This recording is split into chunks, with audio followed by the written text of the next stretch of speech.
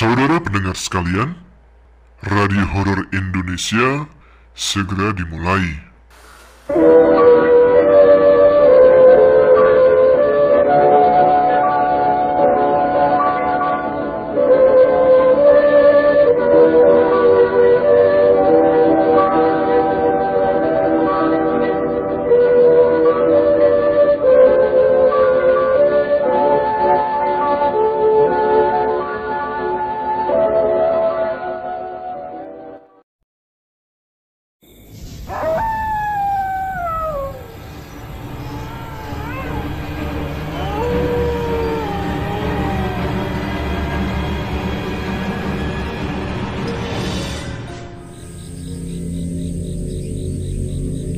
Assalamualaikum warahmatullahi wabarakatuh.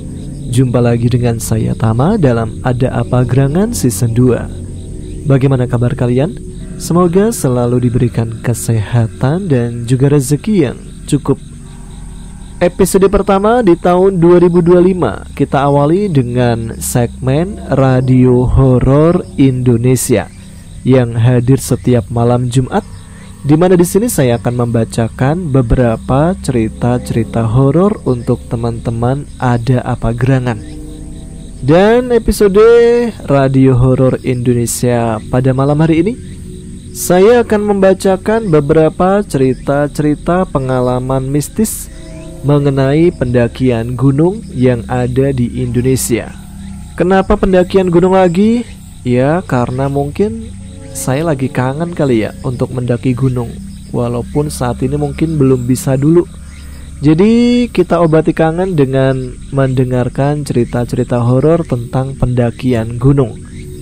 Nah, bagi teman-teman yang mungkin juga punya pengalaman horor sekitar pendakian gunung, bisa dikirimkan melalui email kami di adaapagerangan20@gmail.com atau melalui DM Instagram kami di @aagchannel, supaya nanti saya bisa bacakan di segmen Radio Horor Indonesia minggu depan ya.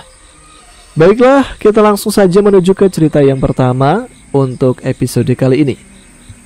Cerita pertama kita awali dengan sebuah cerita yang dialami oleh Patrick dari Jakarta ketika sempat mengalami tersesat ketika mendaki ke Gunung Ciremai pada tahun 2019 yang lalu. Nah, seperti apa cerita dari Patrick ini? Langsung saja kita simak dan lanjut dengan cerita-cerita pendakian gunung lainnya. Teman-teman Ada Apa Gerangan? Ceritanya mulai dari sini.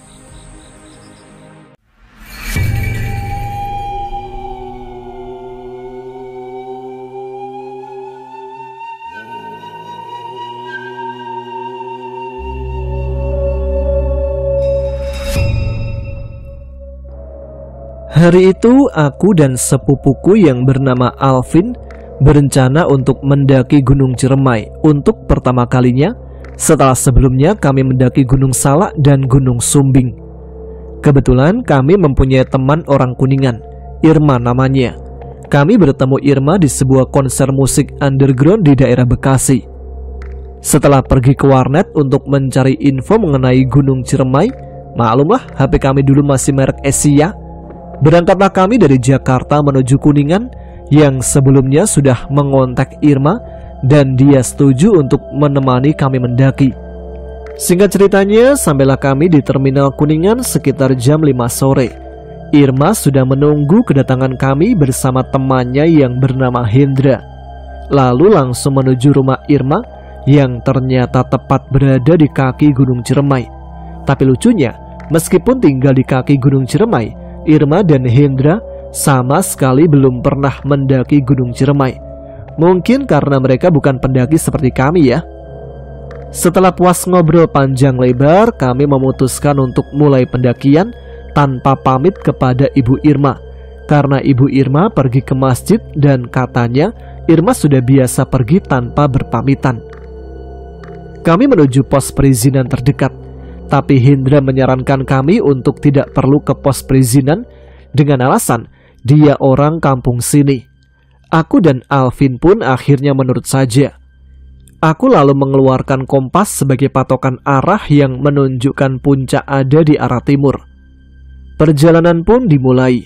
Hendra memimpin perjalanan melalui ladang-ladang warga dan menembus hutan pinus yang dipenuhi semak belukar yang ditebas Hendra menggunakan parang yang dibawanya dari rumah Irma.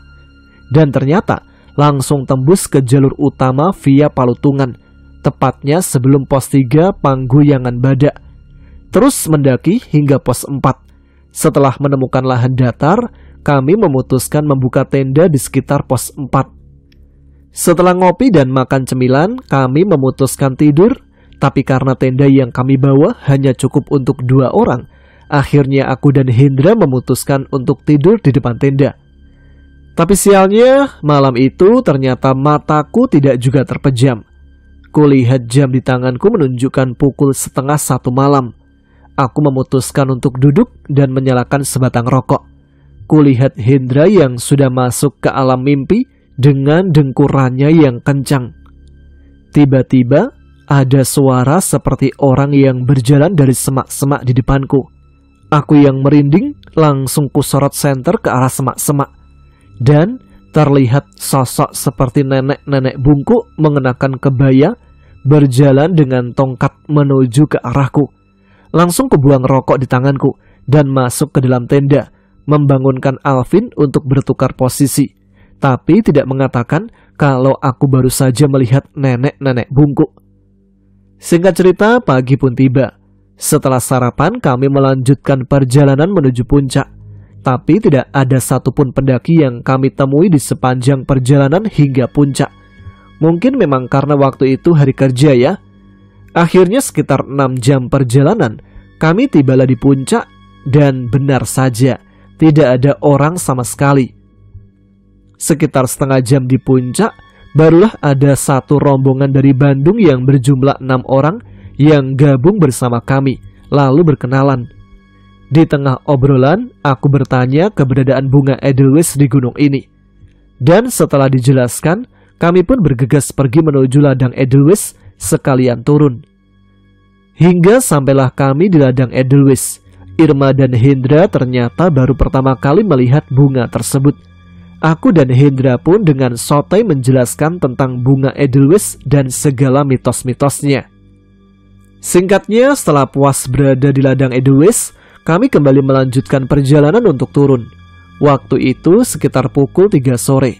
Hingga tibalah kami di persimpangan Linggarjati dan Palutungan. Kami ambil jalur menuju Palutungan. Hingga hari mulai gelap, kami belum juga menemukan jalur yang sama yang kami lewati ketika naik. Tapi kami masih belum berpikiran macam-macam, karena kami pikir memang jalur utama via Palutungan masih jauh. Akhirnya sekitar pukul 7 malam, kami memutuskan untuk membuka tenda, lalu melanjutkan perjalanan keesokan harinya. Pagi hari sekitar pukul 6 pagi, kami mulai melanjutkan perjalanan turun, dan hampir 3 jam kami berjalan, tapi belum juga menemukan jalur yang kami lalui ketika naik. Anehnya lagi, ada seekor kadal yang terus mengikuti kami, entah sejak kapan, dan ukurannya itu sangat tidak masuk akal.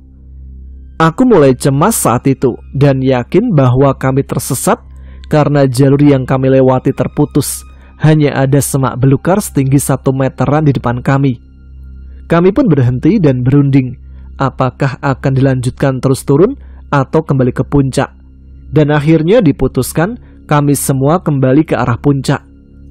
Kadal itu terus mengikuti kami. Karena penasaran, Hendra mencoba mendekati kadal itu dan menghentakkan kaki tepat di depannya. Tapi kadal itu tetap tidak pergi, seolah menantang Hendra. Alvin pun menyarankan kami untuk tetap berjalan tanpa menghiraukan kadal tersebut. Hingga sore hari, kami belum juga keluar dari hutan yang didominasi pepohonan besar-besar. Aku pun mencoba mengikat tali rafia biru ke sebuah pohon yang memang selalu kubawa setiap pergi mendaki sebagai tanda. Dan anehnya, kami selalu kembali melewati tanda yang kupasang tersebut, ditambah kadal yang masih saja terus mengikuti kami. Hari pun mulai gelap. Kami kembali membuka tenda dan membuat santap malam. Untungnya persediaan bekal kami masih lumayan banyak, terutama biskuit. Air yang kami bawa pun masih lumayan banyak. 1 jerigen air 5 liter juga masih utuh. Puas mengisi perut, kami memutuskan untuk tidur. Suasana kali ini begitu hening. Tidak ada suara binatang hutan sama sekali seperti biasanya. Aku pun mulai terlelap di luar tenda hingga tiba-tiba Hendra membangunkan aku karena dia melihat cahaya seperti cahaya senter. Tanpa membangunkan Alvin dan Irma, kami langsung berlari ke arah cahaya yang jaraknya kira-kira 200 meteran sambil berteriak sekeras mungkin.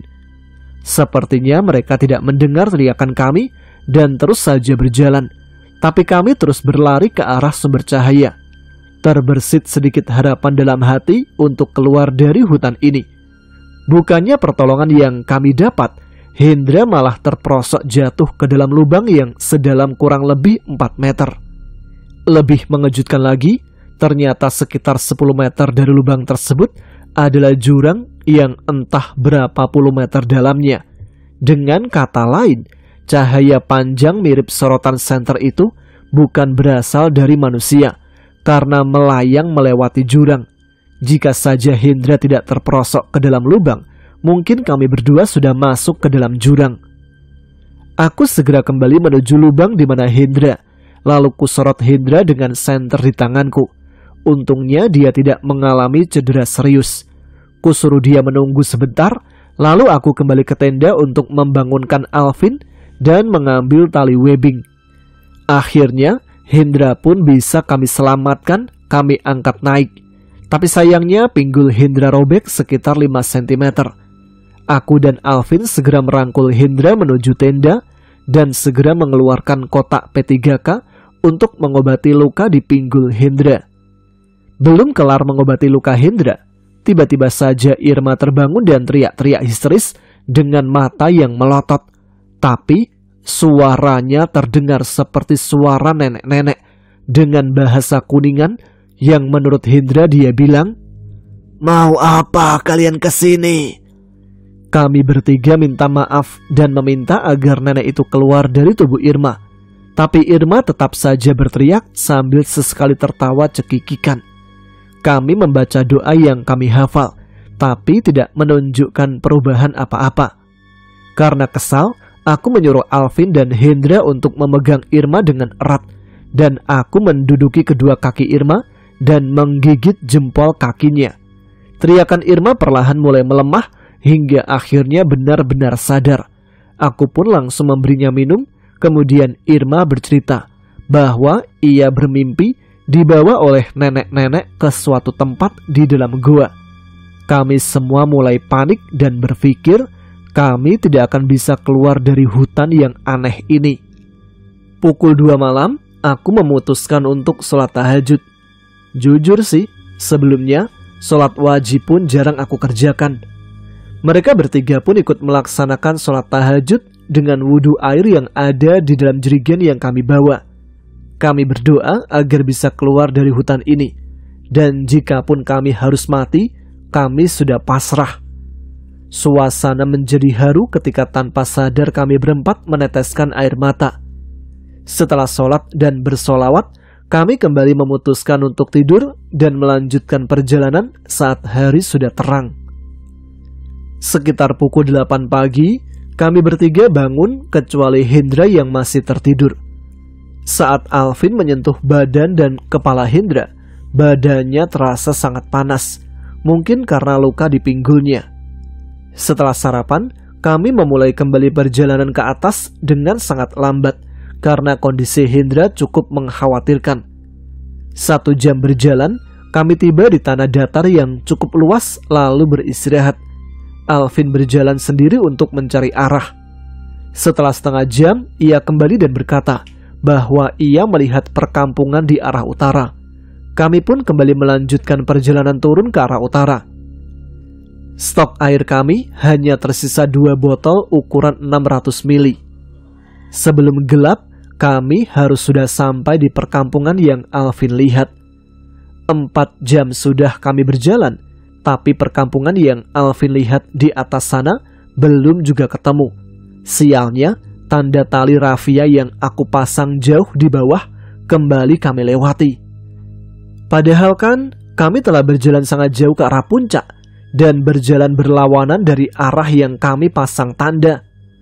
Tapi keluarga dan teman-teman di Jakarta membuatku tetap optimis kalau aku bisa keluar dari hutan ini. Hari pun kembali gelap. Kami masih berada di hutan yang didominasi pohon-pohon raksasa. Kami kembali membuka tenda dan mengisi perut lalu tidur. Kali ini aku dan Alvin yang tidur di luar tenda. Tapi sepertinya Alvin tak bisa tidur. Entah apa yang ia pikirkan. Ia hanya memejamkan mata sambil membaca-baca doa, seperti orang yang ketakutan, tapi tidak mau mengatakan apa yang terjadi. Aku pun terus mengamati Alvin sambil sesekali melihat ke sekitar. Lalu Alvin bangun dan menyuruh kami untuk melanjutkan perjalanan. Padahal saat itu pukul 9 malam.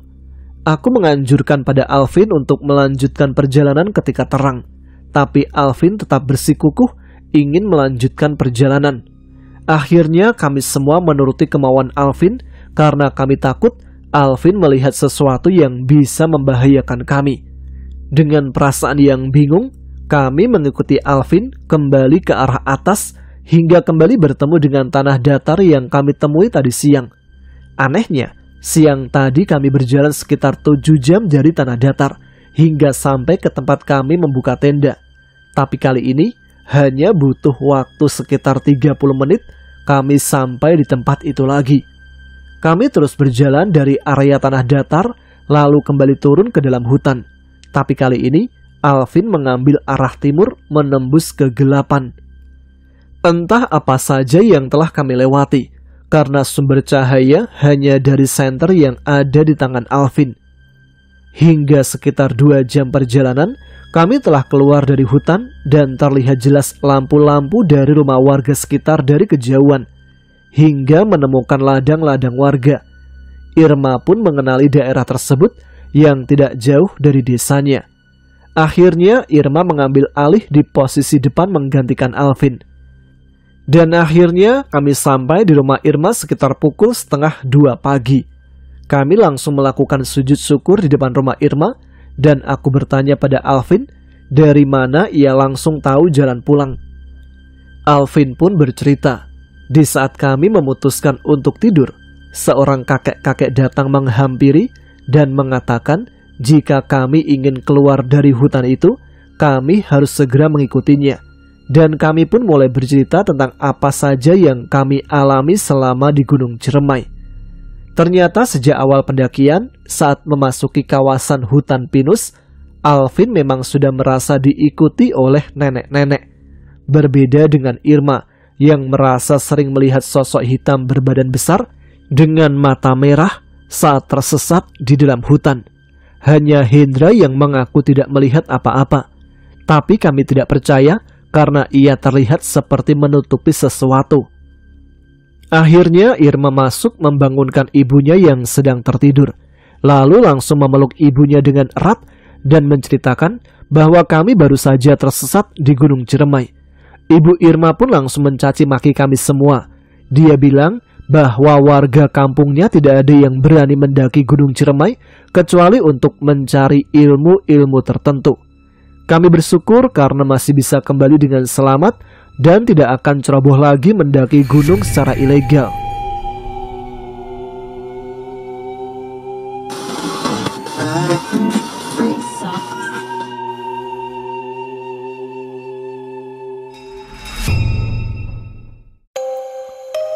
Kisah ini dimulai pada sore hari 30 Juni 2019. Rombongan pendaki asal Surabaya beranggotakan 9 orang terdiri dari Edwin, Cahyo, Safa, Billy, Munif, Arik, Ferdi, Dira, dan Eva. Setelah berhasil melakukan pendakian ke Gunung Welirang, mereka bersiap untuk pulang ke Surabaya. Arik dan Billy yang merupakan mahasiswa memutuskan kembali lebih awal. Sekitar jam 2 siang mereka turun gunung karena keesokan harinya harus mengikuti ujian akhir semester. Sementara Sisanya sedang melakukan bersih-bersih tenda sambil memasak untuk persiapan pulang. Candaan dimulai Safa yang nyeletuk untuk melanjutkan perjalanan ke Gunung Arjuna. Mereka ternyata tertantang untuk mencicipi puncak Arjuna setelah melewati tanjakan asu, berupa tanjakan lurus sepanjang 300 meter dengan kemiringan 30 derajat.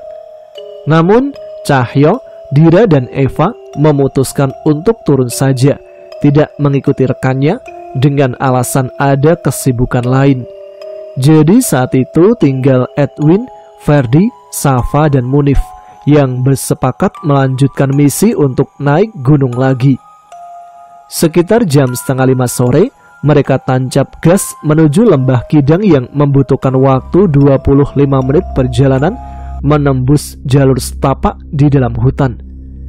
Setelah sampai di sana, mereka bertemu 4 pendaki lain yang mengaku sudah di Arjuna selama 2 hari. Ketika berkenalan dengan teman baru, mereka maunya disapa Bos Pecel Lele, Kubil, Bandot, dan SMK, semua nama samaran. Rombongan Surabaya ternyata disambut hangat dengan nyalanya api unggun yang memang telah disiapkan untuk menyambut datangnya malam. Setelah tenda berdiri, mereka sempat berbincang sebentar dengan teman barunya. Sembari makan bersama, mereka tertawa bersama, menceritakan pengalaman dari Gunung Welirang. Setelah itu, lelah dan dirasa dingin mulai menusuk tulang, mereka serentak masuk ke dalam, kecuali Ferdi yang masih memilih tetap berada di luar bersama Kubil dan Bos Pecel Lele. Semuanya tertidur lelap. Sekitar jam 11:30 malam, tiba-tiba saja Edwin terbangun di tengah hempasan angin lembah Kidang yang berada di tengah-tengah hutan cemara. Dia mendengar suara riuh dari luar tenda.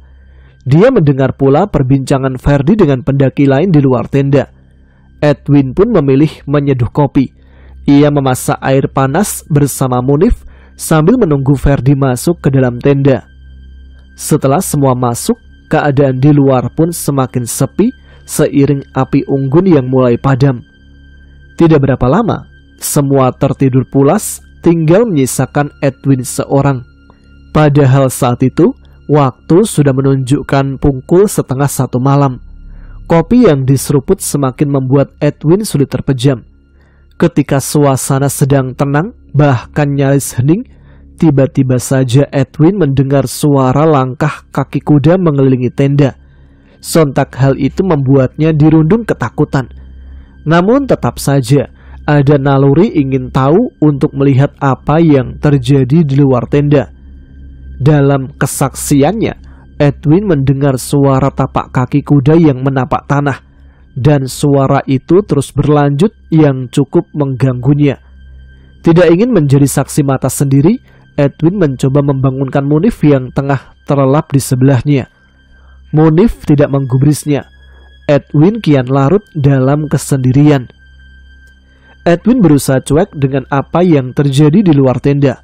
Namun semakin dia tidak menghiraukan, suara pijakan justru terdengar semakin keras.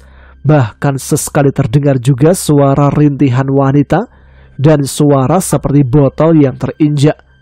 Nyali Edwin ciut. Dia memilih bersembunyi di balik sleeping bag hingga akhirnya berhasil tertidur pulas. Keesokan harinya, pada hari Senin dini hari 1 Juli 2019, sebelum summit attack, Edwin mencoba bertanya pada orang samping tendanya yang sering mengantar orang ke Arjuna. Tidak disangka, jawabannya itu membuat dia semakin tercengang. Ternyata, suara itu benar adanya dan juga sering terdengar serta dialami pendaki lain. Edwin langsung teringat dan sudah tidak heran lagi, karena dia sempat melintasi alas lali jiwa, yang mitosnya merupakan pintu gerbang jin yang terkenal di kalangan pendaki.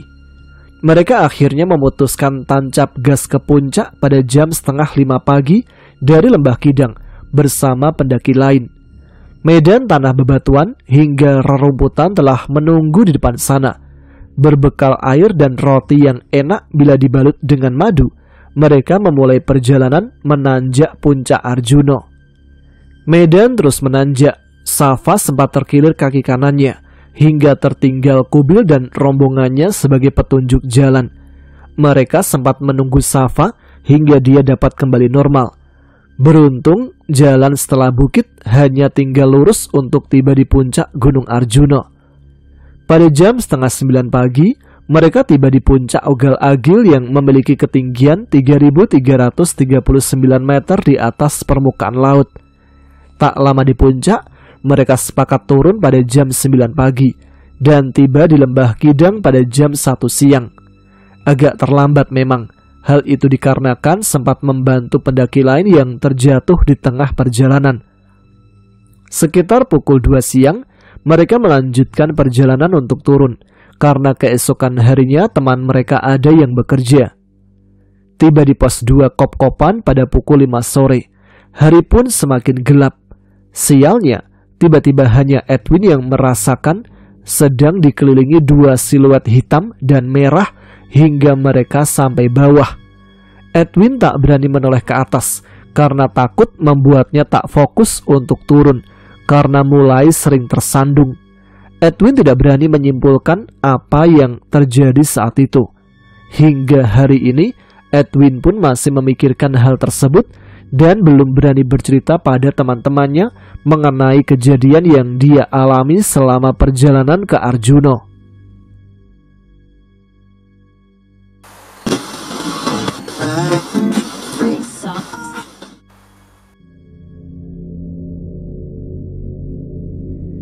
Ini adalah cerita berdasarkan pengalaman pribadi saya.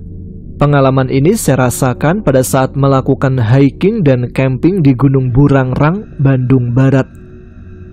Februari 2018, kami tergabung dalam sebuah organisasi yang cukup terkenal di kota Bandung, bahkan Indonesia. Organisasi kami terkenal arogan oleh masyarakat, tapi kami malah ingin mengubah mindset negatif tersebut menjadi positif. Dari mulai melakukan kegiatan bakti sosial, kajian ilmiah, dan yang lainnya. Nah, mulai dari situ, kami merencanakan membentuk suatu tim yang bergelut di dunia adventure. Singkat ceritanya, Rabu 3 Oktober 2018, mulailah dari situ kami merencanakan untuk mengadakan suatu kegiatan hiking dan camping perdana.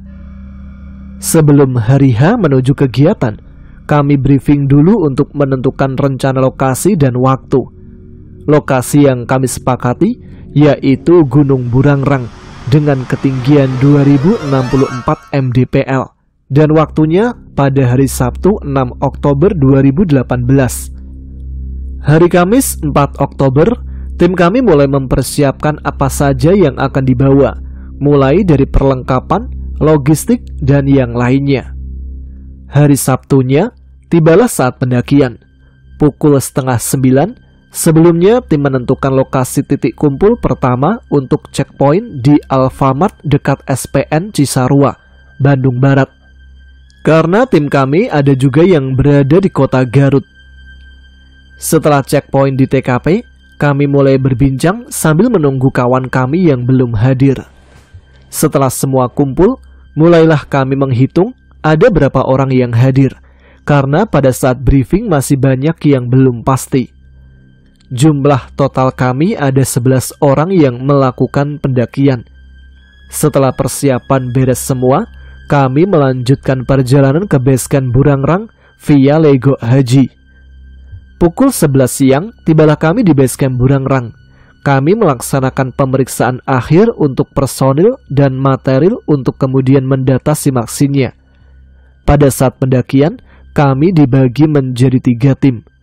Tim 1 berjumlah 5 orang. Ada Sandi, Irsat, Oing, Ii, dan Ersan dengan tugas sebagai tim peluncur pendiri tenda. Tim 2 berjumlah 2 orang. Ada saya dan Ray.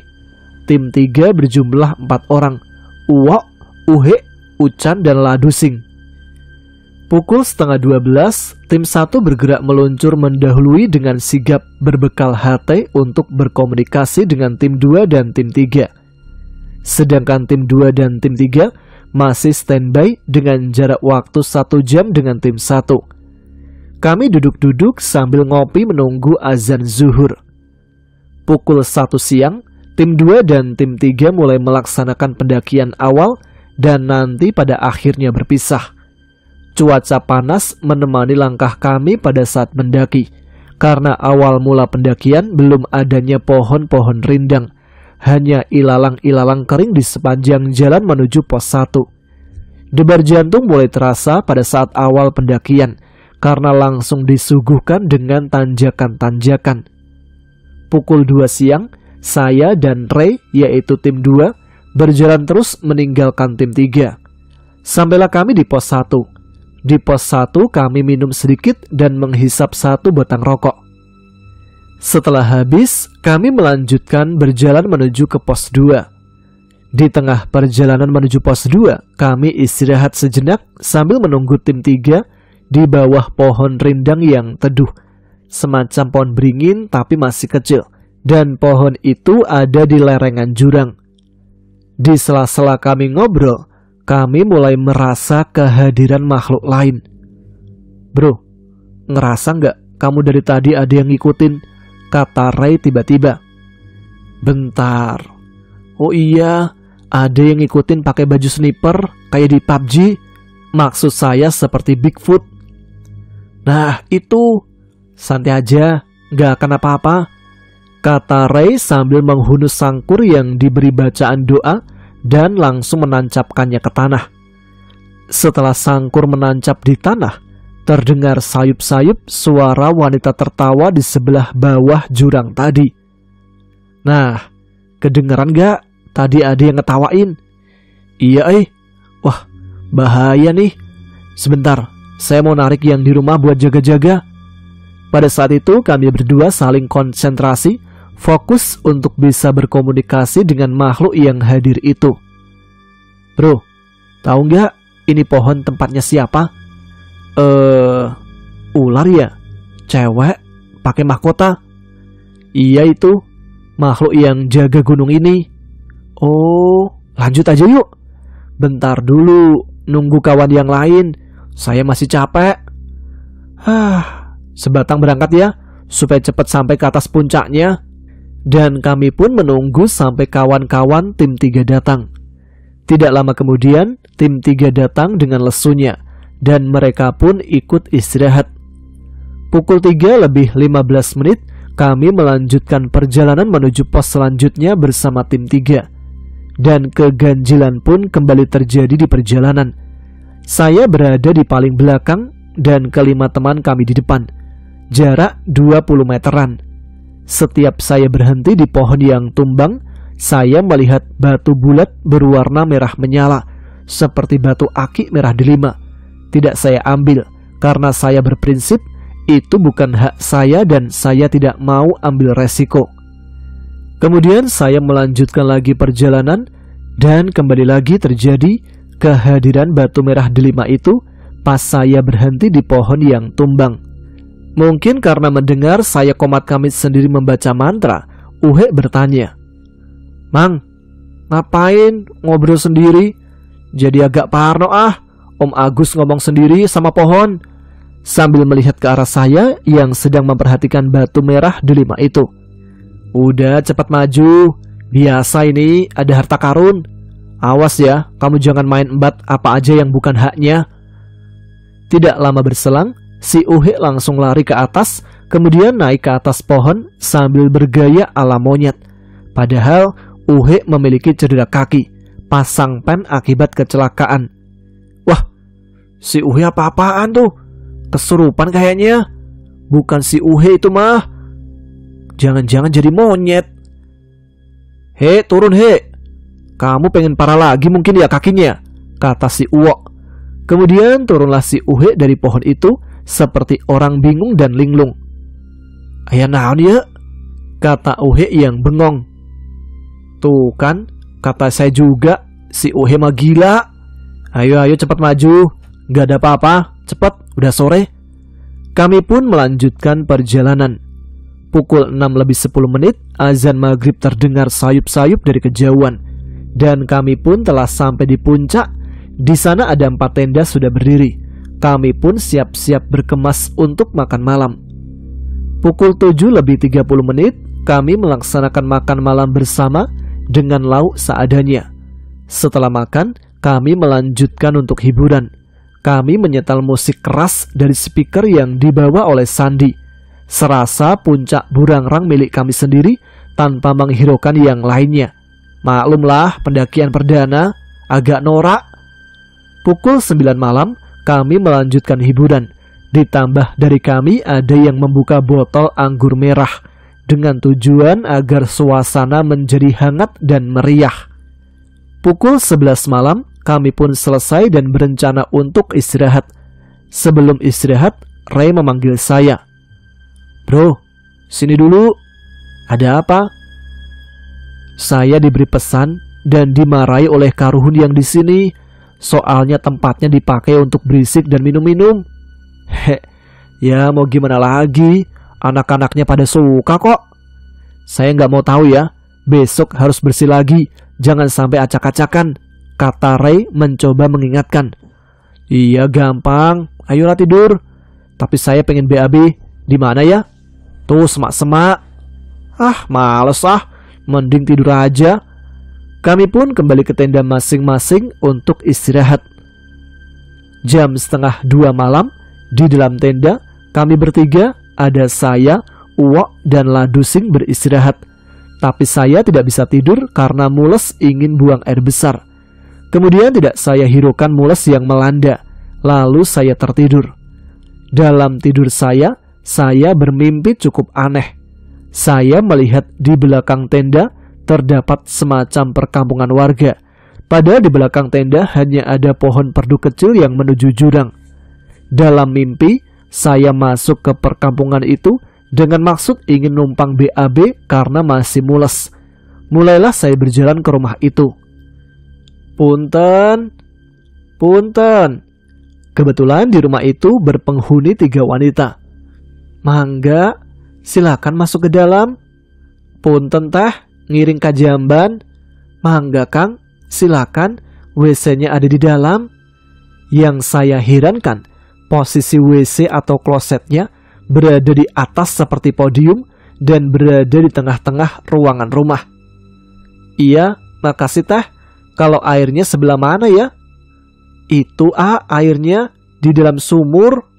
Mengherankan lagi, posisi sumur ada di dalam rumah, persis sebelah pintu dalam. Lalu airnya sangat penuh dan bening hingga batas sumur paling atas. Pada saat saya akan mengambil air di sumur itu, saya melihat ada 2 orang muda-mudi yang ingin numpang ke WC juga di rumah itu. Akan tetapi, pemilik rumah itu tidak memperbolehkannya untuk numpang ke WC-nya. Malah disuruh untuk pergi ke tempat lain. Dan di situ pun saya heran. Setelah saya mengambil air dan bertujuan untuk BAB, saya malah ditarik ke pintu kamar oleh cewek yang satunya tanpa busana. Lalu cewek itu mengajak saya untuk berhubungan intim di kamarnya. Tapi sayangnya saya keburu bangun karena di luar tenda ada yang memukul tenda saya. Entah itu monyet atau makhluk lain. Saya pun bangun dan melihat jam menunjukkan pukul 3:15. Dengan rasa dongkol, saya keluar tenda untuk membuat kopi. Ya dongkol lah, orang gak jadi enak-enak. Saya pun masih penasaran dengan arti mimpi itu.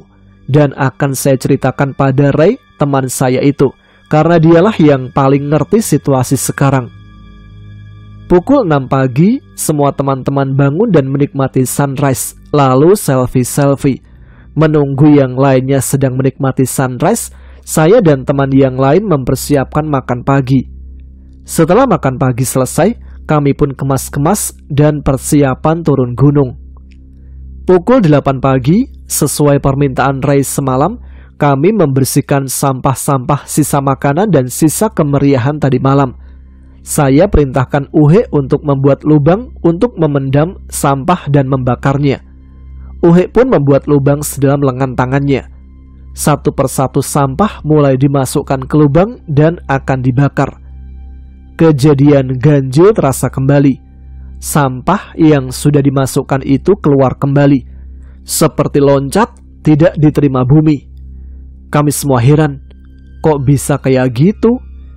Setelah kami coba kembali, akhirnya bisa, namun tidak jadi kami bakar, melainkan ditimbun saja.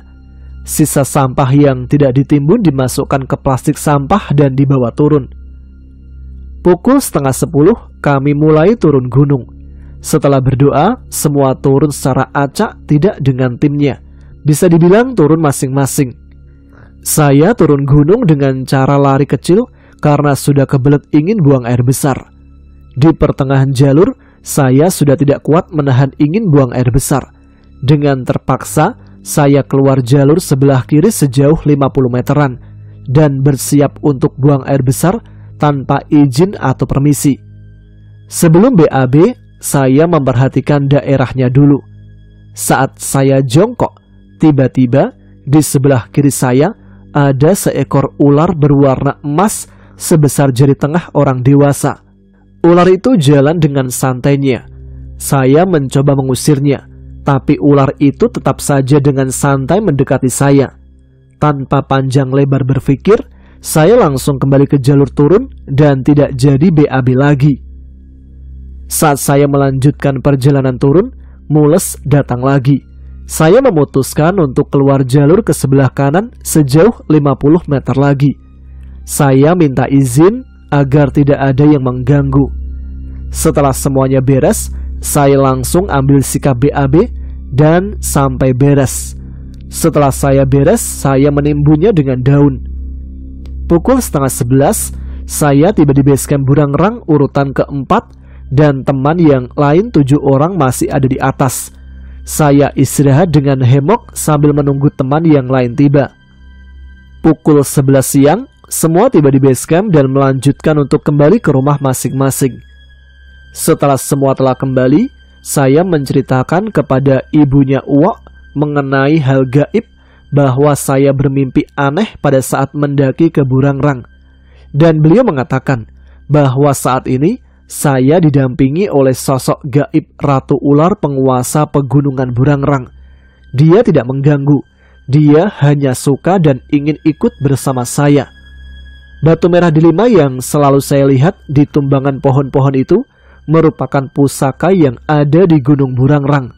Sampai saat ini, Gunung Burangrang selalu menjadi kenangan indah untuk saya pribadi, karena Burangrang merupakan pendakian saya yang pertama dan sangat berkesan. Saya ingin kembali bermain di Gunung Burangrang yang megah tersebut. Ada yang ingin ikut?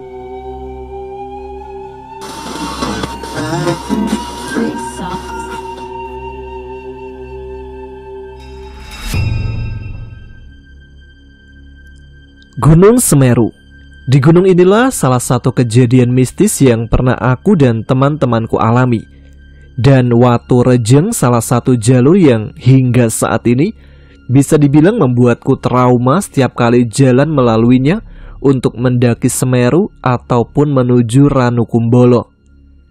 Pada pendakian kali itu, aku bersama ke-6 temanku, ada Hendrik, Gendut, Akbar, Toge, dan Oyek.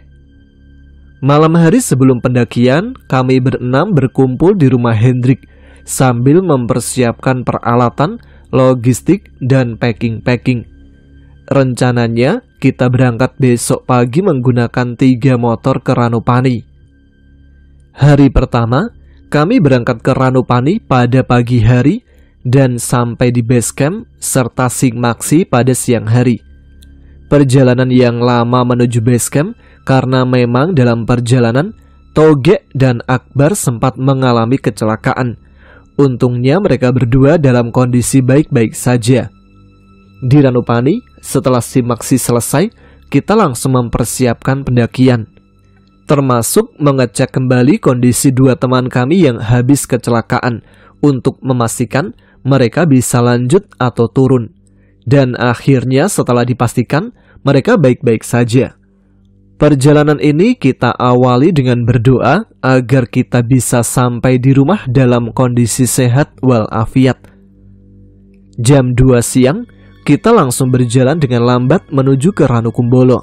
Meskipun selama perjalanan masih seperti biasa dan tidak ada kendala apapun, Kita pun sampai di Ranukumbolo sekitar pukul 7 malam dan langsung mendirikan tenda tepat di dekat Ranukumbolo, jalur ayak-ayak, bukan di dekat shelter.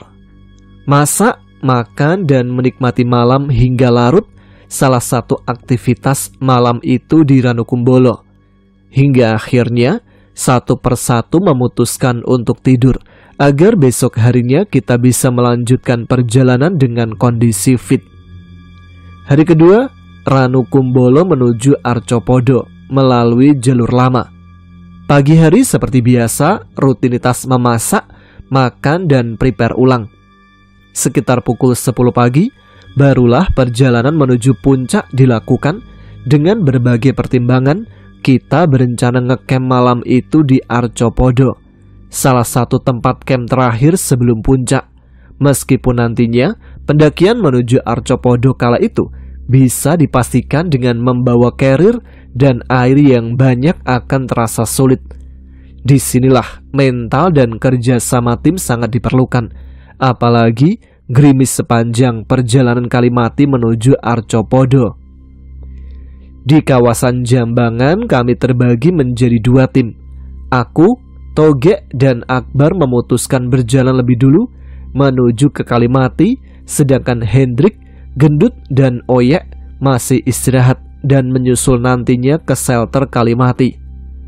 Di Kalimati sekitar pukul 3 sore, aku langsung memasak air dan makan ringan untuk berenam, sedangkan Akbar dan Toge mengambil air ke sumber mani.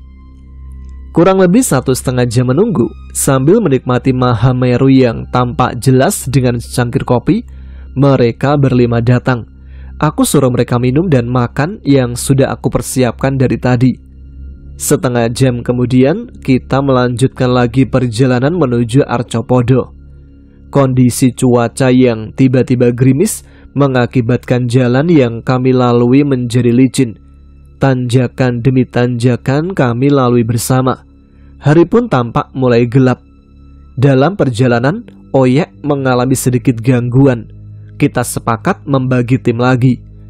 Tapi kali ini Akbar dan Toge mendahului kami berempat menuju ke Arcopodo untuk mendirikan tenda. Sedangkan aku, Hendrik, Gendut, dan Oyek masih berjibaku dan secara bergantian menarik dan mendorong Oyek agar bisa mencapai Arcopodo sebelum gelap. Akan tetapi, waktu itu aku sadar bahwa Toge dan Akbar belum bisa mendirikan tenda.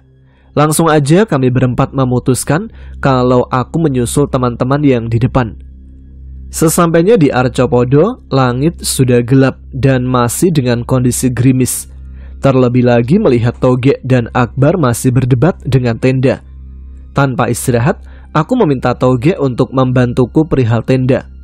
Setelah tenda berdiri, kita lekas ganti pakaian. Kami bertiga bagi tugas antara membuat minuman hangat, mempersiapkan segala sesuatu di dalam tenda. Setelahnya, aku meninggalkan Hendrik, Gendut, dan Oyek. Mereka masih meneruskan perjalanan dengan sangat pelan. Melihat kondisi Oyek yang sudah letih dan paru-parunya memang sangat menjadi hal yang sangat dikhawatirkan. Tiba-tiba, tanpa sadar, Oyek menjatuhkan headlamp satu-satunya yang mereka bawa. Mereka mencoba mencarinya, akan tetapi tidak ada hasil. Entah terjatuh atau kemana headlamp tersebut. Dalam gelap, terpaksa mereka bertiga menembus rintik hujan. Jalur semakin licin, lutut ketemu kepala mengiringi perjalanan mereka. Sekitar beberapa tanjakan sebelum Arcopodo, Hendrik pun berteriak memanggil namaku beberapa kali. Sunyi senyap, hanya suara angin yang menderu ditemani rintik hujan menimbulkan rasa frustasi karena hanya Hendrik yang masih mampu berjalan di antara mereka bertiga. Tidak berselang lama, aku pun keluar dari tenda membalas teriakan Hendrik untuk memberitahu bahwasanya mereka hampir sampai. Setibanya mereka bertiga, aktivitas di dalam tenda tidak banyak, hanya membuat minuman hangat sambil ngobrol tanpa memasak makanan, hanya nasi saja. Sebelum istirahat, kita berenam memutuskan dan meyakinkan siapa saja yang muncak ke Mahameru. Setelah ngobrol dan mempertimbangkan segala kondisinya, Akhirnya disepakati, pendakian menuju puncak hanyalah Hendrik, Toge, dan Gendut. Sebenarnya kami melakukan pendakian Semeru ini lebih memikirkan Gendut dan Oyek. Karena jauh sebelum pendakian, Oyek pernah berjanji dengan teman SMP-nya ingin mendaki Semeru, tapi hanya sampai Arcopodo. Sedangkan Gendut yang sudah sekian kalinya ke Semeru tapi gagal. Jadi kali ini dia ingin menuntaskan obsesinya untuk sampai ke puncak. Sedangkan Toge ini ada tujuan lain. Dia ingin nembak seorang cewek dengan membuat video perjalanan hingga puncak Semeru. Terkesan aneh dan gila sih emang. Hari ketiga jam 12 alarm berbunyi dengan nyaring. Aku dan Hendrik bangun lebih dulu untuk memasak dan membuat minuman hangat dalam tenda. Tiba-tiba, tidak berselang lama, terdengar suara obrolan dan langkah kaki. Disinilah keisengan kami berdua dimulai. Kami berdua memasak ikan asin, membuat suara dan langkah kaki itu terhenti. Kami berdua bergumam sambil mendengarkan obrolan para pendaki itu. Kok ada bau ikan asin sih? Siapa yang masak? Ada 2 tenda, tapi kayaknya gak ada orang karena gelap. Kira-kira gitulah obrolan mereka. Tidak berselang lama, suasana yang hening itu pecah karena teman-teman yang lain dalam tenda terbangun gara-gara bau dari ikan asin. Ditambah lagi suara kentut Gendut yang nyaring serta meninggalkan bekas bau membuat suasana menjadi heboh malam itu. Pukul 2 mereka bertiga melakukan pendakian menuju puncak. Sedangkan aku, Oyek, dan Akbar kembali tidur di tenda. Mentari kini kembali bersinar. Aku beranjak dari tidur melihat jam yang ternyata pukul 7 pagi. Kemudian memasak air untuk membuat segelas kopi sambil menunggu Oyek dan Akbar terbangun. Secangkir kopi menemaniku menikmati hijaunya alam sembari membuat agar-agar untuk kami semua, terutama teman-teman yang sedang di puncak. Sekitar pukul 8 pagi, aku mengajak Akbar untuk menunggu teman-teman di kawasan Cemoro Tunggal sambil membawa air dan agar-agar yang sudah aku buat. Sangat sunyi pendakian puncak kala itu, tak seperti Semeru biasanya. Tidak banyak pendaki yang melakukan pendakian ke puncak. Setelah dirasa sampai puncak, Hendrik, Gendut, dan Toge langsung mengambil beberapa gambar dan video. Dirasa cukup, mereka langsung turun. Karena pagi itu tak secerah yang mereka harapkan, mendung dan berkabut. Dalam perjalanan turun, dengan bugar dan gagahnya, badan Toge berbalik memandang puncak Semeru, lalu bilang, "Semeru, gua udah naklukin elu." Dengan terkejutnya, Hendrik langsung istighfar dan rasa takut serta cemas Hendrik mencoba berdoa dalam hati. Semoga rombongan mereka baik-baik saja. Mengingat apa yang diucapkan Toge itu adalah salah satu pantangan yang tak boleh siapapun mengucapkannya. Pada pukul 9, kami berlima bertemu di vegetasi terakhir. Aku menyodorkan air dan juga agar-agar. Tidak berselang lama, Toge bertingkah lagi. Dia berusaha meraih bunga edelweiss yang sudah tumbang di sisi kanan dari puncak. Dia tidak menyadari bahwasannya pijakan itu tidak sepadat jalur setapak tempat kita bertemu. Ketakutan Toge terlihat ketika setiap dia berusaha naik selalu gagal, bahkan semakin terperosok ke bawah.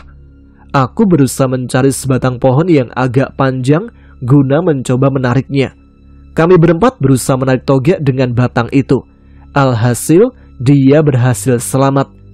Dengan wajah pucatnya, dia masih senyum dan bahkan ketawa. Aku dan yang lain hanya bisa bernafas lega sambil ngomel-ngomel mencoba mengingatkan Toge. Setelahnya, di Arcopodo, aku mulai memasak makanan untuk semua orang.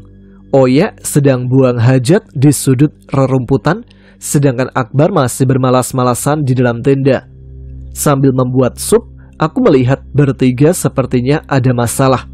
Iya benar, mereka menahan selama turun dari puncak, langsung berebut ingin mencari rimbunan aman dan segera membuang sesuatu yang berat dalam perutnya.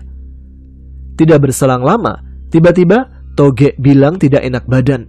Padahal seturunnya dari puncak, dia tampak ceria.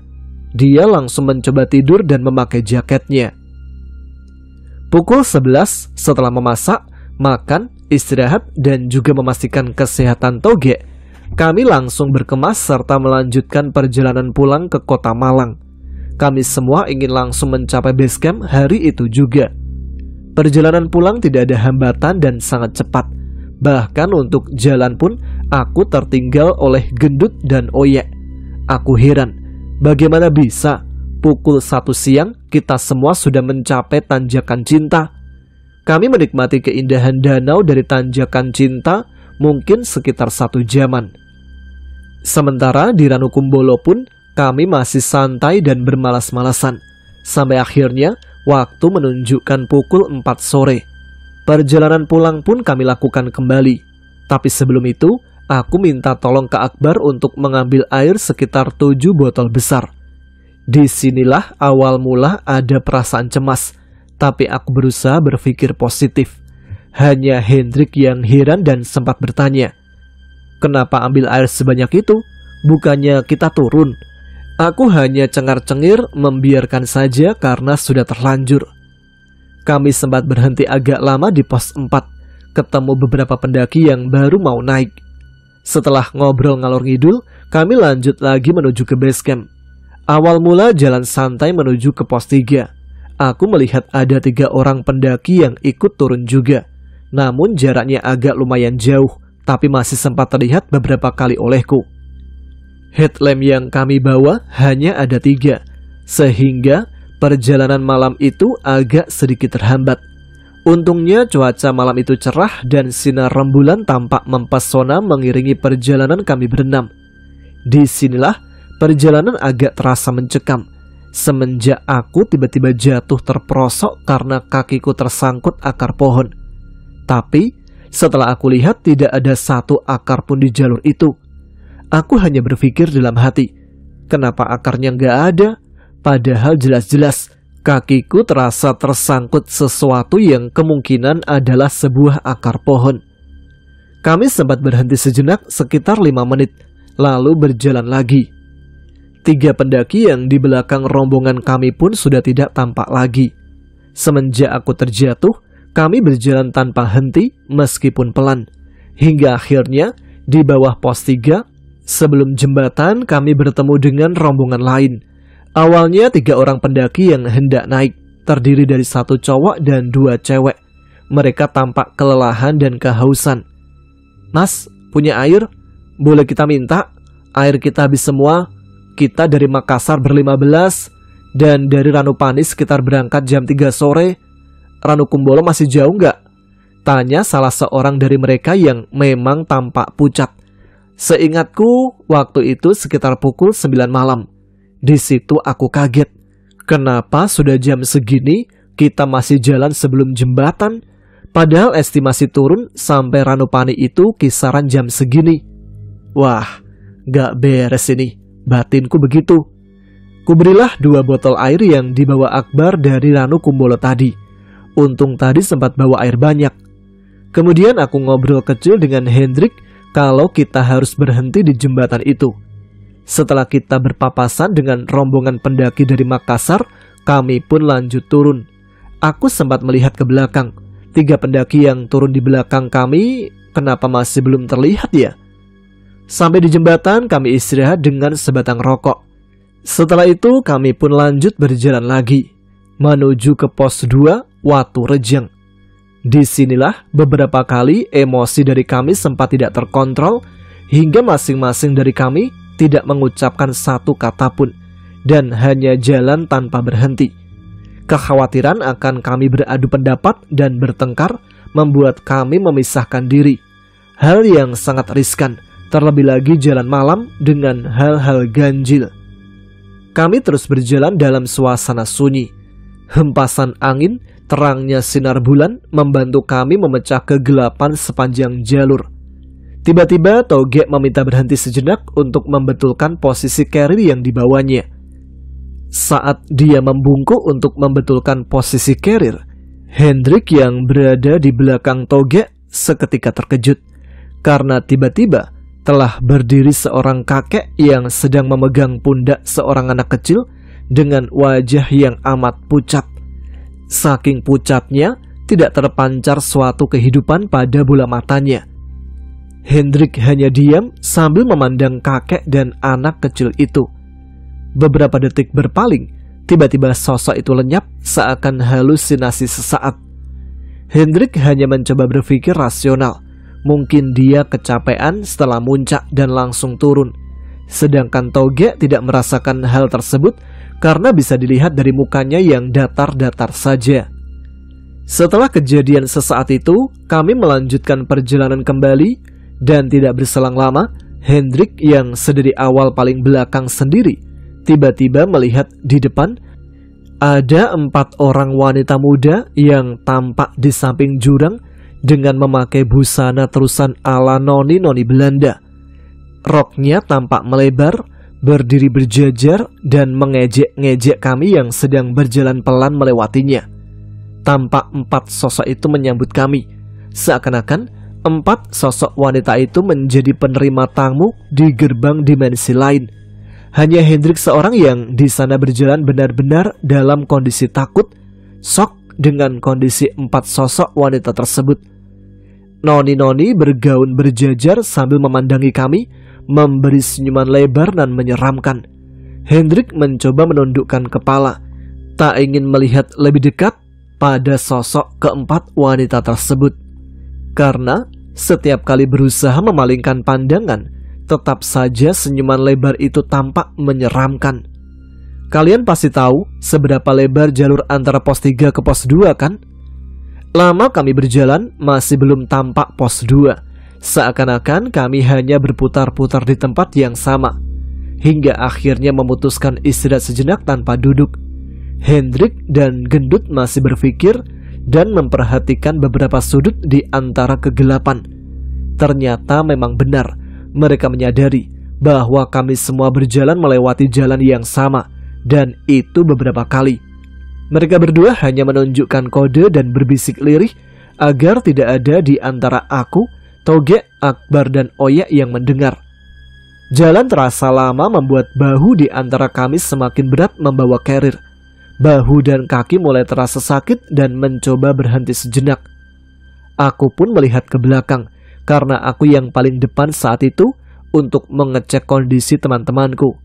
Namun tampak sekilas dari kejauhan, aku melihat seorang porter berjalan menuju ke arah kami yang berhenti. Dalam hati, ini kenapa ada porter jam segini turun? Jika bukan dalam kondisi darurat amat, sangat tidak mungkin mereka turun. Apa terjadi kecelakaan pendaki ya? Batinku seperti itu. Udahlah, mungkin dia ingin pulang. Aku mencoba cuek dan berpikir positif. Kami pun lanjut berjalan lagi. Ketika berdiri dan melihat ke belakang, porter itu ternyata tidak tampak lagi. Aku mencoba mencari dengan melihat ke sekitar jalur, namun tidak ada. Setelah berjalan berputar-putar, akhirnya sampailah kami di pos 2. Tapi kami hanya berhenti sebentar. Toge dengan banyolanya bilang, "Ini Semeru tumben gak sedingin biasanya." Mungkin hanya Hendrik yang menyadari perkataan itu. Semoga kita bisa cepat sampai rumah. Hanya itu yang ada dalam pikirannya.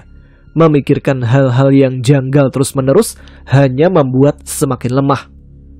Setelah dirasa cukup beristirahat, masih dengan wajah yang letih, kami melanjutkan kembali berjalan menembus kegelapan di antara dedaunan menuju ke pos 1. Di situ aku berpikir hanya ingin segera sampai di pos 1 lebih dahulu daripada base camp Ranupani. Karena melihat kondisi teman-temanku, mungkin hanya Hendrik yang masih kuat untuk berjalan. Bahkan seorang Toge kini tak tampak seperti waktu berangkat. Sesampainya di pos 1, kami langsung duduk istirahat untuk melepaskan rasa lelah. Tampak aku lihat jarum jam, ternyata sudah menunjukkan pukul 1 pagi. Perjalanan yang amat lama dan melelahkan selama melakukan pendakian ke Semeru. Sambil duduk, aku mencoba memasak air untuk membuat kami tetap hangat. Dengan beberapa obrolan kecil, dan kami memutuskan untuk tidur malam itu di pos 1. Hanya berbekal matras dan sleeping bag, tanpa tenda yang kami dirikan. Kami tidur pulas tanpa gangguan apapun di dalam pos 1 ini. Sebelum tidur, aku lihat di bawah ada cahaya dan sempat ngobrol membahas dengan Hendrik itu cahaya terang apa. Aku tidur paling akhir karena aku hanya ingin memastikan bahwa teman-temanku sudah terlelap dengan rasa lelahnya. Hari keempat di pos 1, pagi-pagi kami semua sudah dalam kondisi bangun sekitar pukul 6 pagi. Sambil membuat minuman hangat, kami mulai membuka obrolan dan berbagai versi teman-teman. Ternyata hanya aku, Hendrik, dan Gendut yang mengalami kejadian aneh semalam. Sedangkan Oya, Toge, dan Akbar sama sekali tidak mengalami kejadian aneh-aneh. Hendrik dan Gendut sempat bercerita bahwa kita melewati pohon tumbang yang sama beberapa kali. Disitulah aku bertanya pada semua orang, apakah sebelum tidur mereka melihat porter turun melewati kita. Namun tampang bego mereka semua sudah menjawab pertanyaanku, yang ternyata memang mereka tidak melihat porter tersebut berjalan melewati kita. Sempat Hendrik nyeletuk, apa ini gara-gara Toge di puncak kemarin ya? Karena memang Toge sempat menghujat sambil menunjuk puncak Mahameru dengan kata-kata seakan menyumpahi dengan kata-kata yang tidak pantas. Setelah prepare ulang, kami pun turun menuju Ranupani. Di pertengahan jalan sebelum landingan Dowo, kami menemukan satu tenda yang berisi pendaki yang turun di belakang kami. Aku memastikan memang itu pendaki yang di belakang kami, dan aku kaitkan dengan cahaya semalam. Otomatis mereka berjalan di depan, padahal selama perjalanan turun dari Ranukumbolo, kita tak pernah didahului oleh pendaki lain.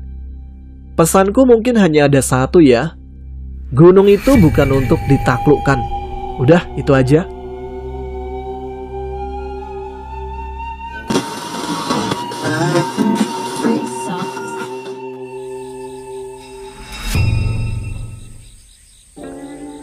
Nah, itu dia beberapa cerita-cerita pendakian yang bisa saya bacakan untuk malam hari ini. Semoga bisa kita jadikan pelajaran tentang bagaimana sebaiknya ketika mendaki gunung ya. Karena kebanyakan dari kita itu mungkin hanya suka mendakinya aja karena ikut-ikutan. Soalnya saat ini lagi tren sih ya, yang namanya mendaki gunung itu. Tapi kita tidak mempelajari secara khusus apa aja yang diperlukan sebelum melakukan pendakian gunung. Baiklah, terima kasih pada teman-teman Ada Apa Gerangan yang sudah menyimak setiap episode Ada Apa Gerangan. Sebelum kita akhiri segmen RHI FM malam ini, tentu saja tidak lupa saya ingin kirim-kirim salam dulu nih untuk teman-teman yang sebelumnya sudah mengirimkan atau menuliskan komentar pada video RHI FM sebelumnya. Ada siapa nih? Tentunya yang pertama, untuk yang pertama kali menuliskan komentarnya. Yang pertama, salam untuk Mbak Wahyu Sulistiorini yang ada di Gresik, yang sudah menjadi komentar pertama di episode sebelumnya. Mantap nih Mbak Wahyu dari Gresik, apa kabar? Selanjutnya ada juga Mbak Rumiati dari Medan. Kemudian ada Mas Amri Setiawan dari lereng Pegunungan Kartens yang ada di Jayawijaya ya. Kemudian ada juga Mas Denny Yuniarto yang selalu hadir, nggak pernah never katanya. Lalu ada Bunda Jahronah, salam kenal. Selamat tahun baru untuk teman-teman Ada Apa Gerangan. Salam kenal dari Bunda Jahronah nih, kayaknya pendengar baru. Kemudian ada Kaiza Awil. Ya, Kaiza Awil. Komentarnya, terima kasih Mas Tama, malam pergantian tahun kemarin ditemenin. Semoga Ada Apa Gerangan semakin berkembang dan sukses selalu. Sehat buat Mas Tama dan timnya. Amin ya robbal alamin. Terima kasih untuk Kaiza Awil atas doa-doanya ya.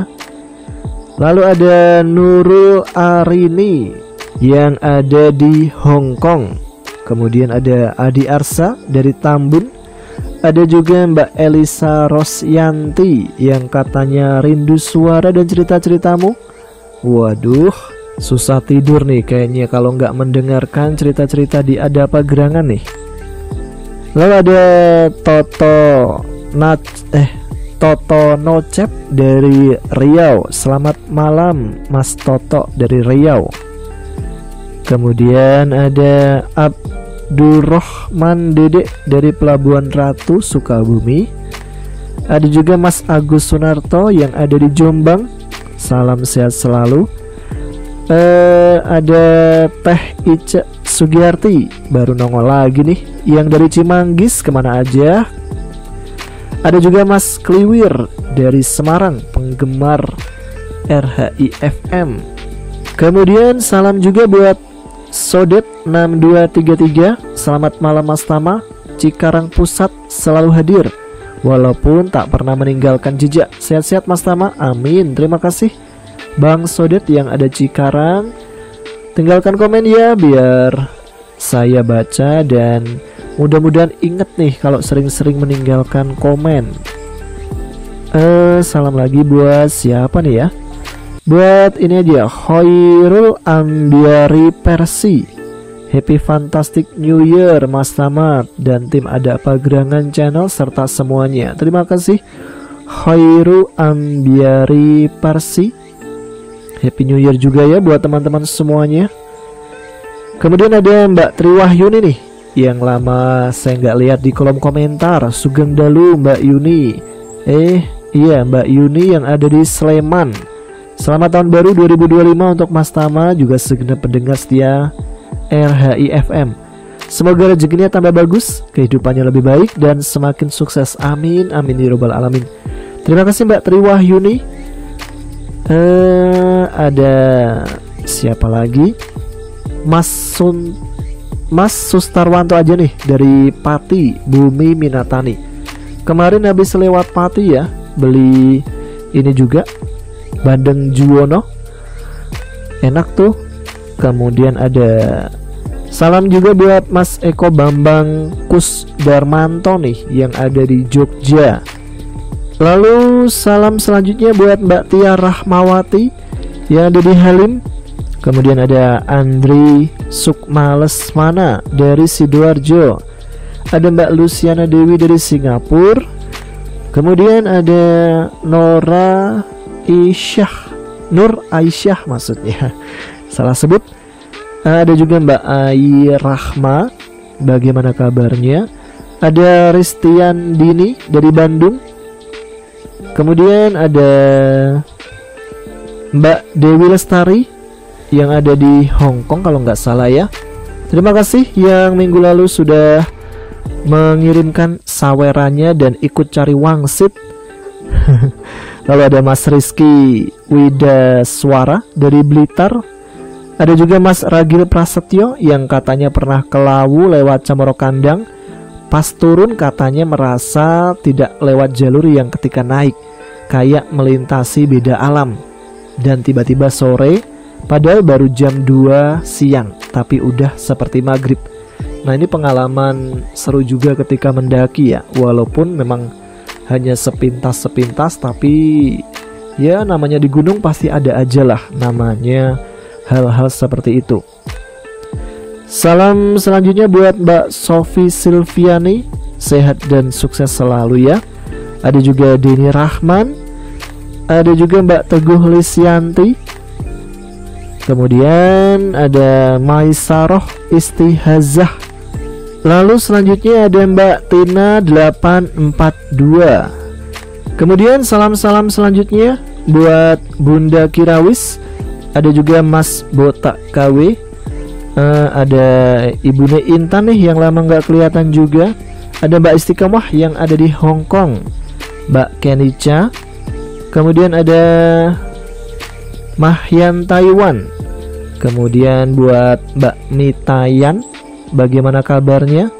Ada juga Mas Puji Tri Sugeng Prasetyo, lengkap nggak tuh? Salam juga buat Mas Randy yang ada di Yogyakarta. Buat Mbak Rosita juga. Buat Mbak Santi yang ada di Taiwan. Mbak Ukif Nur yang ada di Taiwan juga ya kayaknya ya. Ada juga siapa lagi? Mbak Fitri. Dan juga Mas Panjul yang ada di Bandar Lampung. Terima kasih dan salam juga buat teman-teman sekalian yang sudah meramaikan tahun baru kemarin di Adapa Gerangan. Selamat tahun baru 2025. Semoga kita awali tahun ini dengan semangat dan keberuntungan serta rezeki yang melimpah kita dapatkan di tahun ini. Amin amin ya robbal alamin. Dan begitu aja untuk episode kali ini. Kita jumpa lagi di episode Radio Horor Indonesia pada malam Jumat depan ya, insya Allah. Terima kasih sekali lagi untuk teman-teman Adapa Gerangan. Terima kasih untuk teman-teman Adapa Gerangan yang sudah menyimak episode kali ini. Dan sekarang saya Tama harus pamit. Kita jumpa lagi di episode selanjutnya. Tetap semangat, jaga kesehatan. Wassalamualaikum warahmatullahi wabarakatuh.